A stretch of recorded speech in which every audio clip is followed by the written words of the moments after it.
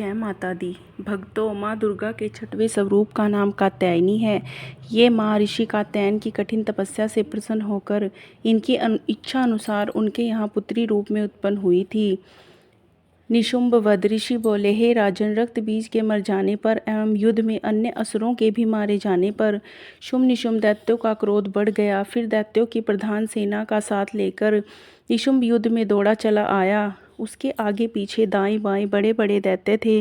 वे क्रोध के मारे होठ काट रहे थे। शुंभ भी अपनी सेना के साथ मातृगणों से लड़कर चंडिका को मार डालने की इच्छा से आ गया। दोनों दैत्य बादलों की तरह बाणों की वर्षा करने लगे। अपने बाणों के समूह से चंडिका ने उनके बाण काट दिए। फिर शस्त्र समूह से उन दैत्यों के अंगों पर प्रहार किया। निशुंभ ने तीखी तलवार तथा चमचमाती ढाल उठा ली। देवी के पराक्रमी वाहन सिंह के सिर पर प्रहार किया। अपने वाहन पर इस प्रकार प्रहार होता देख देवी ने शूरप्र नामक बाण द्वारा निशुंभ की बड़ी तलवार और 8 चंद्रों वाली ढाल भी काट दी। तलवार और ढाल के कट जाने पर उस दैत्य ने शक्ति चलाई। उसे आता देख देवी ने चक्र द्वारा उसके 2 टुकड़े कर डाले। तब तो अत्यंत कुपित होकर निशुंभ दानव ने शूल उठा लिया और उसे फेंक दिया। देवी जी ने मुक्के के प्रहार से उसे चूर चूर कर दिया। दैत्य ने गदा उठाकर फिर चंडिका की ओर फेंकी। देवी ने उसे भी त्रिशूल द्वारा काट दिया और वह भस्म हो गई। फिर अंत में दैत्यराज को फरसा उठाए आता देखकर देवी ने बाण समूहों के प्रहार से उसे पृथ्वी पर गिरा दिया। उस भयानक पराक्रम भाई निशुंभ के इस प्रकार धराशायी होने पर शुंभ क्रोध से भर गया और अंबिका को मारने के लिए सामने आया। वह रथ पर बैठा हुआ था। उसकी बड़ी बड़ी अनुपम 8 भुजाएं थीं। उनमें 8 भयंकर शस्त्र शोभायमान थे।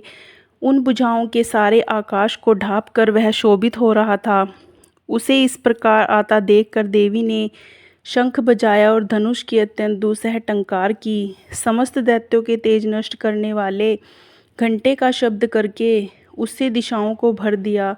तब सिंह ने भी बड़े हाथियों के महामद को दूर करने वाली बड़ी भारी गर्जना लगाई। उसके द्वारा आकाश, पृथ्वी एवं 10 दिशाएं गूंज उठी। तब काली ने आकाश में उड़कर पृथ्वी पर दोनों हाथों से ऐसी ताड़ना की कि उस शब्द से पहले के सभी शब्द मंद पड़ गए। तब शिवदूती ने अमंगल रूप अत्यंत अट्टहास किया। उस ध्वनि से दैत्य डर गए। शुंभ के क्रोध का पारा चढ़ गया।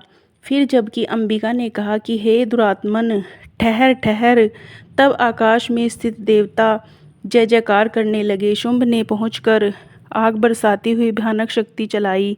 अग्नि को पहाड़ की तरह आती हुई देखकर देवी ने भारी उल्का से उसे दूर हटा दिया। शुंभ ने फिर सिंहनाद किया। उससे त्रिलोकी गूंज उठी। हे राजन, उस सिंहनाद का इतना घोर शब्द था जैसे कि वज्रपात हो। उसने बाकी शब्दों को परास्त कर दिया। तब शुंभ द्वारा छोड़े हुए बाणों को देवी ने तथा देवी द्वारा चलाए गए बाणों को शुंभ ने अपने अपने उग्र बाणों द्वारा सैकड़ों हजारों टुकड़े कर दिए। तब चंडिका ने कुपित होकर शुंभ को शूल से मारा। उसके लगते ही वह मूर्छित होकर पृथ्वी पर गिर पड़ा। इतने में शुंभ चैत्य होकर वहां पहुंच गया। हाथ में धनुष लेकर बाणों ने काली तथा सिंह पर प्रहार कर दिया। उस दानवराज ने अपनी 10 भुजाएं बना ली। फिर चक्रों का प्रहार करने लगा। तब घोर संकटों का नाश करने वाली भगवती दुर्गा ने अपने बाणों से चक्र तथा सभी बाणों को काट गिराया। तब निशुंभ दैत्य सेना से आवृत होकर चंडिका के वध के लिए हाथ में गदा लेकर बड़े वेग से भागा। वेग से आते हुए उसकी गदा को तीखी तलवार के द्वारा चंडिका ने काट दिया। फिर दैत्य ने शूल उठा लिया। शूल हाथ में लिए उस देवक पीड़क निशुंभ को आता देखकर चंडिका ने अपना शूल वेग से चलाकर उसकी छाती बींध दी।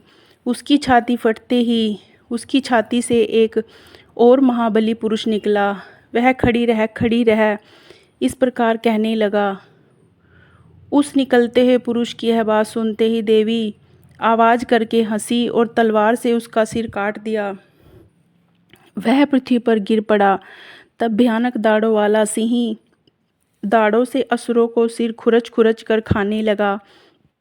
वैसे ही काल ने तथा शिवदूती ने बहुत से दैत्यों का भक्षण कर डाला। कुछ और घोर संग्राम से भाग गए एवं कितने ही दैत्यों को काली तथा शिवदूती ने खा डाला और कई सिंह के ग्राम बन गए। जय माता दी।